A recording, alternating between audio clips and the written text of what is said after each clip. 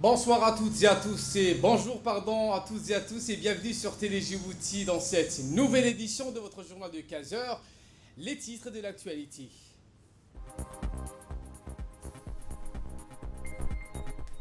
Le ministre des Affaires musulmanes a parrainé une cérémonie de distribution de la Zaka de l'année 2020. Et dans l'actualité internationale de ce 15 heures, le Sénat valide le plan de relance du président américain Joe Biden. Voilà pour les sommaires. Merci si vous nous rejoignez sur Télé Djibouti.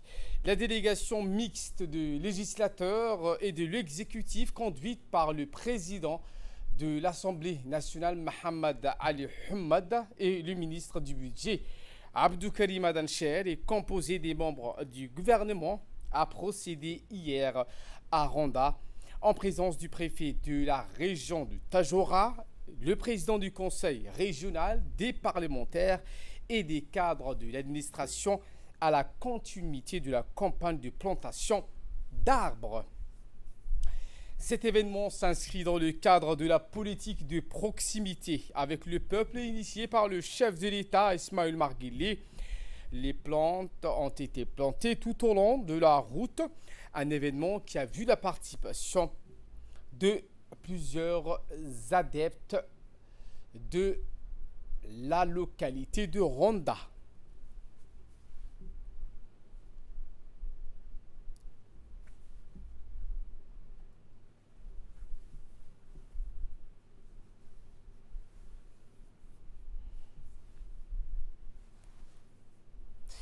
Eh bien, dans le cadre des activités de la Commission nationale indépendante, la première réunion de l'Assemblée générale des membres titulaires de la circonscription de Djibouti-Ville et des vice-présidents des régions s'est tenue ce dimanche au Palais du Peuple.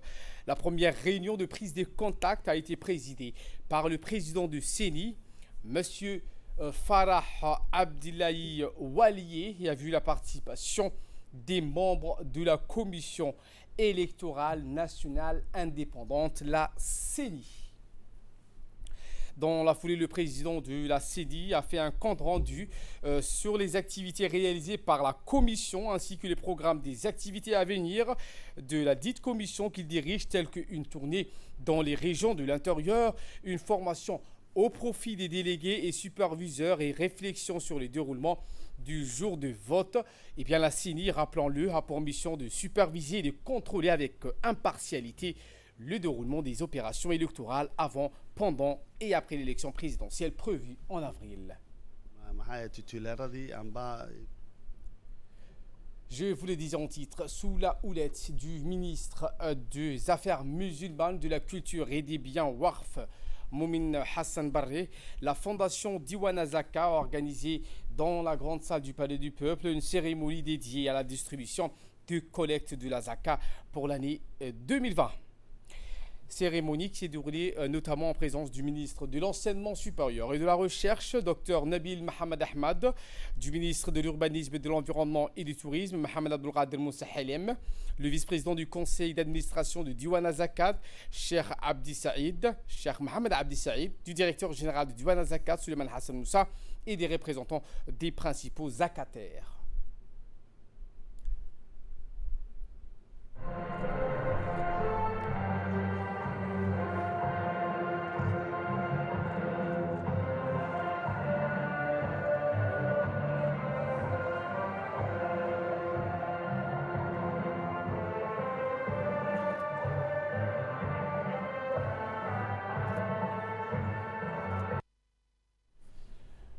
Rappelons-nous que la fondation Diwana Zakat, affiliée au ministère des Affaires musulmanes de la QTB Warf, distribuera ses recettes aux familles les plus démunies dans les régions de l'intérieur au cours des prochaines semaines. Et bien, à cette occasion, des échantillons ont été distribués à partir des recettes de la Zakat pour l'année 2020 qui s'élevaient à plus de 190 millions francs Djibouti, tandis que le total des bénéficiaires de la ville de Djibouti et de la commune de Balbala atteint environ 1175 familles. Et voilà qu'il nous ramène de parler du ministre de l'Équipement et des Transports, Moussa Mohamed Ahmad, qui a reçu dans son cabinet le nouvel ambassadeur des États-Unis d'Amérique accrédité à Djibouti, M. Pratt, et également représentant auprès du secrétariat de l'IGAD. En participant à la rencontre, M. Saïd Nouh, chargé secrétaire général du ministère de l'Équipement et des Transports, le directeur général de l'aéroport international de Djibouti, Mohamed Youssouf Charmarké, ainsi que le directeur général de l'autorité de l'aviation civile, M. Daouda Ali Abdou. Les discussions ont porté sur la consolidation des relations bilatérales historiques déjà existantes entre les deux pays. Par ailleurs, il a été également question de renforcer la coopération dans le domaine du transport. Le ministre du Travail chargé de la réforme de l'administration, Isman Ibrahim Roblé, a reçu également en audience le nouvel ambassadeur des États-Unis d'Amérique accrédité à Djibouti, M. Jonathan Pratt. La visite s'inscrit dans le cadre de la tournée de prise de contact du nouvel ambassadeur avec les différents départements ministériels. Le ministre a souhaité la bienvenue et un agréable séjour en terre djiboutienne au nouvel ambassadeur. Au cours de la rencontre, le ministre et l'ambassadeur ont ensemble évoqué les relations de coopération qu'entretiennent les deux pays amis dans le domaine de l'emploi.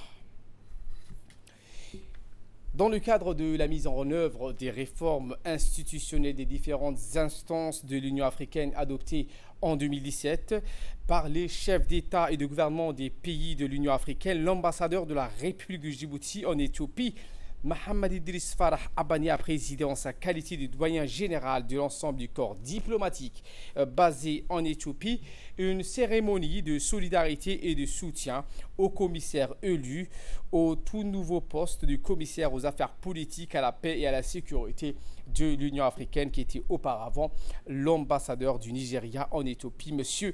Bonkole Adoye. Cette cérémonie a vu la participation de tous les ambassadeurs des pays membres de l'Union africaine, les ambassadeurs européens accrédités en Éthiopie, les partenaires de l'Union africaine tels que les États-Unis, la Chine et le Japon, des membres des ambassadeurs de l'IGAD et d'autres invités du MARC. Les différents diplomates réunis à cette cérémonie de soutien et de solidarité au tout nouveau commissaire de la nouvelle commission des affaires politiques, à la paix et à la sécurité de l'Union africaine a été un moment très faste.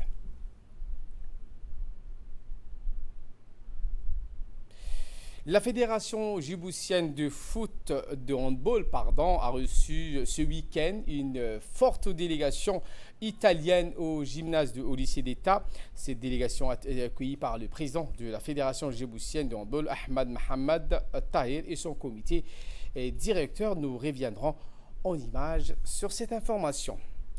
Sous l'égide du secrétariat d'État à la jeunesse et au sport, la Fédération djiboutienne de natation, la Ligue régionale de natation Djibouti a organisé ce week-end la 4e journée nationale du championnat du Djibouti à la piscine olympique.